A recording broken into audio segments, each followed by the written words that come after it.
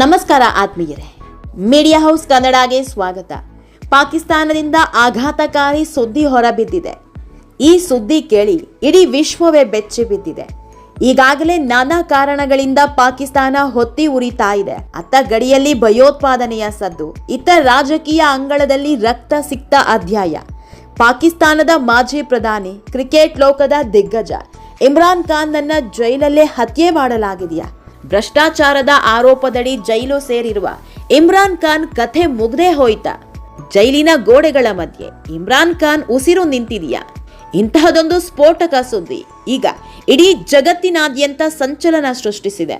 ಇದು ಕೇವಲ ಸಾವಿನ ಸುದ್ದಿಯಲ್ಲ.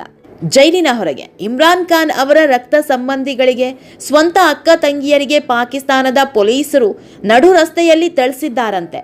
ಅಷ್ಟೇ ಅಲ್ಲ, ಪಾಕಿಸ್ತಾನದ ಪತ್ರಕರ್ತನೊಬ್ಬ ಆಡಿದ ಮಾತು ಇಡೀ ವಿಶ್ವದಲ್ಲೇ ದೊಡ್ಡ ಚರ್ಚೆಗೆ ಕಾರಣ ಆಗಿದೆ. ಹಾಗಾದ್ರೆ ಏನಿದು ಸಾವಿನ ವದಂತಿ? ನಿಜಕ್ಕೂ ಇಮ್ರಾನ್ ಖಾನ್ ಅವರನ್ನ ಹತ್ಯೆ ಮಾಡಲಾಗಿದೆಯಾ? ಈ ಬಗ್ಗೆ ಪಾಕ್ ಸರ್ಕಾರ ಹೇಳ್ಕೊಂಡಿರೋದು ಏನು ಅನ್ನೋದರ ಬಗ್ಗೆ ಹೇಳ್ತಾ ಹೋಗ್ತೀವಿ. ವಿಡಿಯೋನ ಸ್ಕಿಪ್ ಮಾಡದೆ ಕೊನೆ ತನಕ ನೋಡಿ.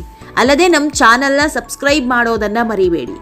ಆತ್ಮೀಯರೇ, ಪಾಕಿಸ್ತಾನದ ಆದಿಯಾಲ ಜೈಲಲ್ಲಿ ಬಂದಿಯಾಗಿರುವ ಪಾಕಿಸ್ತಾನದ ಮಾಜಿ ಪ್ರಧಾನಿ ಇಮ್ರಾನ್ ಖಾನ್ ಆರೋಗ್ಯ ಹಾಗೂ ಅಸ್ತಿತ್ವದ ಕುರಿತು ಆಗಾಗ ಚರ್ಚೆ ಭುಗಿಲೇಳ್ತಾನೆ ಇರುತ್ತೆ.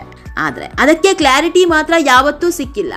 ಇದೀಗ ಪಾಕ್ ಪತ್ರಕರ್ತ ವಜಾಹತ್ ಸಯೀದ್ ಖಾನ್ ಇಮ್ರಾನ್ ಖಾನ್ ಜೈಲಲ್ಲಿ ಸಾವನ್ನಪ್ಪಿರಬಹುದು ಅಂತ ಹೇಳಿಕೆ ನೀಡಿರೋದು ಸಂಚಲನಕ್ಕೆ ಕಾರಣ ಆಗಿದೆ. ಆಗಸ್ಟ್ 11ರಂದು is Khan still with us ಅಂದ್ರೆ ಖಾನ್ ನಮ್ಮೊಂದಿಗೆ ಇನ್ನೂ ಇದ್ದಾರೆಯೇ ಮತ್ತು ಖಾನ್ ಅವರ ಬಳಿಕ ಏನಾಗಲಿದೆ ಎಂಬ 2 ಭಾಗಗಳ ಸರಣಿ ವಿಡಿಯೋವನ್ನ ಈ ಪತ್ರಕರ್ತ ಹಂಚಿಕೊಂಡಿದ್ದ. ಇದರ ಮೊದಲ ವಿಡಿಯೋದಲ್ಲಿ ಪಾಕಿಸ್ತಾನ ಸೇನೆಯ ಜನರಲ್ ಹೆಡ್ ಕ್ವಾರ್ಟರ್ಸ್ನಲ್ಲಿ ಹೆಸರಿರದ ಮೂಲವೊಂದು ಖಾನ್ ಕಸ್ಟಡಿಯಲ್ಲಿ ಸಾವನ್ನಪ್ಪಿದ್ದಾರೆ ಅಂತ ತಿಳಿಸಿದ್ದಾರೆ. ಇದೇ ಕಾರಣಕ್ಕಾಗಿ ಅಧಿಕಾರಿಗಳು ಅವರ ಕುಟುಂಬಸ್ಥರು ಹಾಗೂ ಬೆಂಬಲಿಗರಿಗೆ ಭೇಟಿಯಾಗಲು ಅವಕಾಶ ನೀಡ್ತಾ ಇಲ್ಲ ಅಂತ ಒಂದು ವಿಡಿಯೋದಲ್ಲಿ ಹೇಳಿಕೊಂಡಿದ್ದ. ಇನ್ನೊಂದು ವಿಡಿಯೋದಲ್ಲಿ ಈ ಹೇಳಿಕೆಯನ್ನೇ ಬದಲಾಯಿಸಿದ ಪತ್ರಕರ್ತ ವಜಾಹತ್ ಖಾನ್ ತಮ್ಮ ವರದಿಯು ಸೇನೆಯ ಜನರಲ್ ಸ್ಟಾಫ್, ಮಿಲಿಟರಿ ಇಂಟೆಲಿಜೆನ್ಸ್ ಮತ್ತು C41 ನಿರ್ದೇಶನಾಲಯಗಳಲ್ಲಿನ ಹಿರಿಯ ಅಧಿಕಾರಿಗಳು ಸಂಭಾಷಣೆಗಳನ್ನು ಆಧರಿಸಿದ್ದಾಗಿದೆ ಅಂದಿದ್ದಾನೆ. ಒಟ್ನಲ್ಲಿ 2 ಹೇಳಿಕೆಯಲ್ಲೂ ಪಾಕಿಸ್ತಾನದ ಮಾಜಿ ಪ್ರಧಾನಿ ಇನ್ನಿಲ್ಲ ಅನ್ನೋದರ ಸುಳಿವನ್ನ ಮಾತ್ರ ನೀಡಿದ್ದಾನೆ. ಇನ್ನು ಇಮ್ರಾನ್ ಖಾನ್ ಸಾವನ್ನಪ್ಪಿದ್ದಾರೆ ಅನ್ನೋ ಸುದ್ದಿ ಪಾಕಿಸ್ತಾನದಲ್ಲಿ ಕಾಡ್ಗಿಚ್ಚಿನಂತೆ ಹಬ್ಬಿತ್ತು.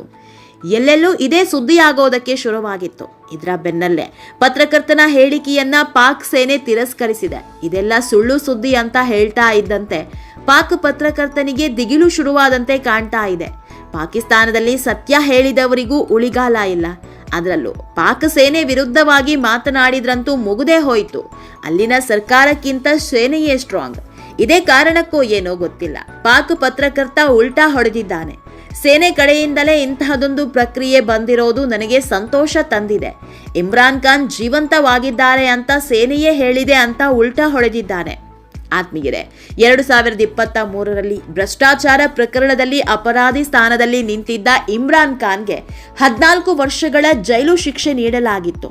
ಹೀಗಾಗಿ ಅಂದಿನಿಂದ ರಾವಲ್ಪಿಂಡಿಯ ಅಡಿಯಾಲ ಜೈಲಲ್ಲಿ ಸಜಾ ಕೈದಿಯಾಗಿರಿಸಲಾಗಿದೆ. ಇದಾದ 2 ವರ್ಷಕ್ಕೆ ಇಮ್ರಾನ್ ಖಾನ್ ಅಸ್ತಿತ್ವ ಹಾಗೂ ಅವರ ಆರೋಗ್ಯದ ಬಗ್ಗೆ ಮೇಲಿಂದ ಮೇಲೆ ಕಳವಳಕಾರಿ ಚರ್ಚೆ ಹುಟ್ಕೊಳ್ತಾನೆ ಇದೆ. ಅದರಲ್ಲೂ ಮುಖ್ಯವಾಗಿ ಇಮ್ರಾನ್ ಖಾನ್ ಕುಟುಂಬಸ್ಥರಿಗೆ ಅವರನ್ನ ಭೇಟಿ ಮಾಡಲು ಬಿಡ್ತಾ ಇಲ್ಲ.